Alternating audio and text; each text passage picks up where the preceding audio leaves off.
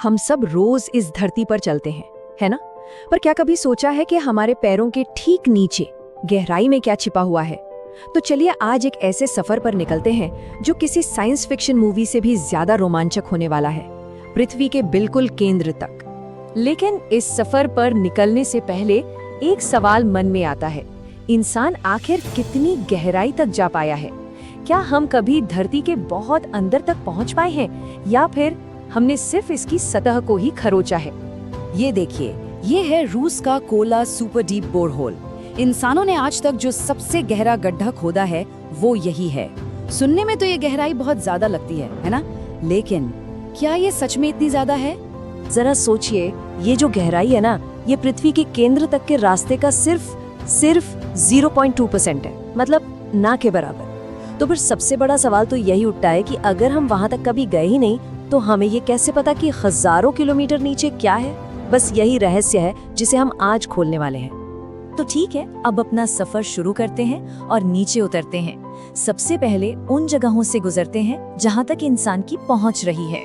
शुरुआत में तो सब कुछ जाना पहचाना सा लगता है। घरों की नींव, पानी के पाइप, खदानें, ये वो दुनिया है जिसे हमने बनाया है। लेकिन जैसे जैसे हम नीचे और नीचे जाते हैं, गर्मी और दबाव इतना ज्यादा बढ़ जाता है कि हमारी सबसे मजबूत मशीनें भी पिघलने लगती हैं, काम करना बंद कर देती हैं। अच्छा, अब पृथ्वी की पूरी बनावट को समझने का ना एक बहुत ही आसान तरीका है। सोचिए कि पृथ्वी एक बहुत बड़े प्याज की तरह है।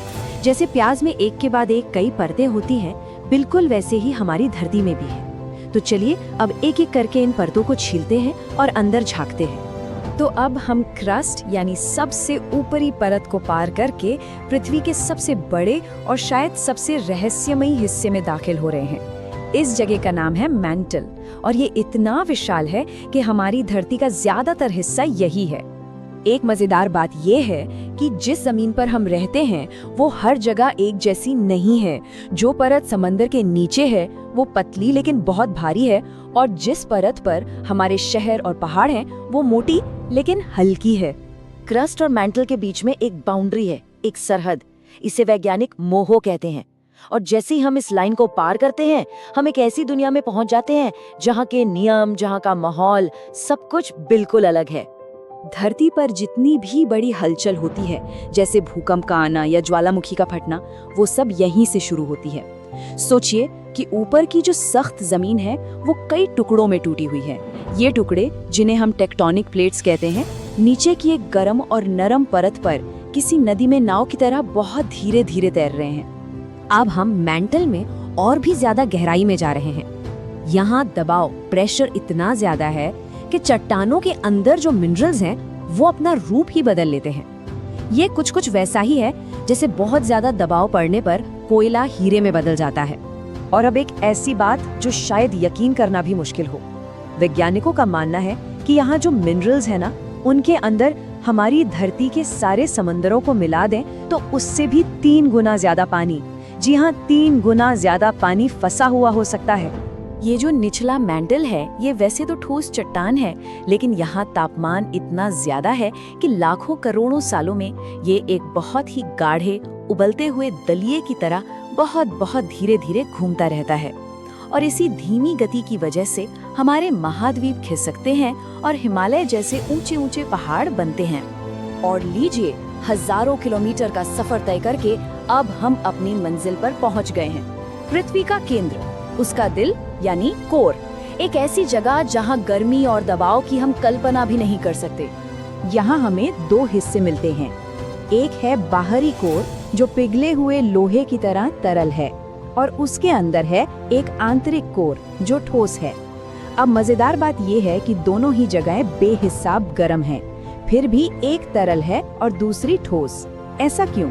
वजह यह है कि जो बाहरी तरल कोर है वो घूमता रहता है और उसकी घूमने से एक बहुत ताकतवर मैग्नेटिक फील्ड बनती है जो हमारी धरती के लिए एक सुरक्षा कवच की तरह है।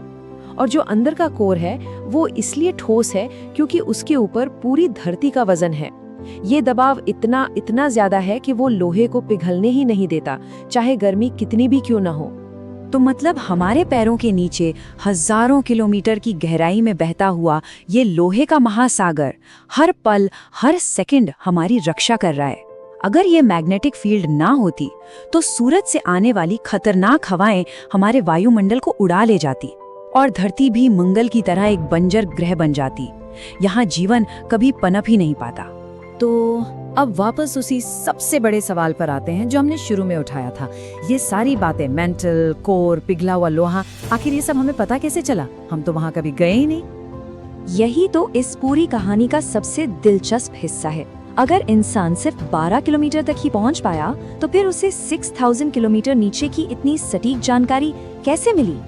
इसका जवाब छिपा है भूकंप में। जी हाँ, भूकंप। जब भूकंप आता है तो उससे जो एनर्जी निकलती है, जो तरंगे निकलती हैं, वैज्ञानिक उन्हीं का इस्तेमाल करके धरती के अंदर का अल्ट्रासाउंड करते हैं।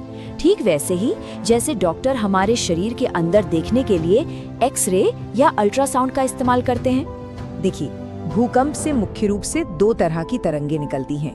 एक है पी वेव्स, जो ठोस और तरल दोनों चीजों से गुजर सकती हैं, और दूसरी है एस वेव्स, जिनकी खासियत ये है कि वो सिर्फ ठोस चीजों से ही गुजर सकती हैं, तरल में जाकर वो रुक जाती हैं। बस यही छोटा सा फर्क हमें सब कुछ बता देता है।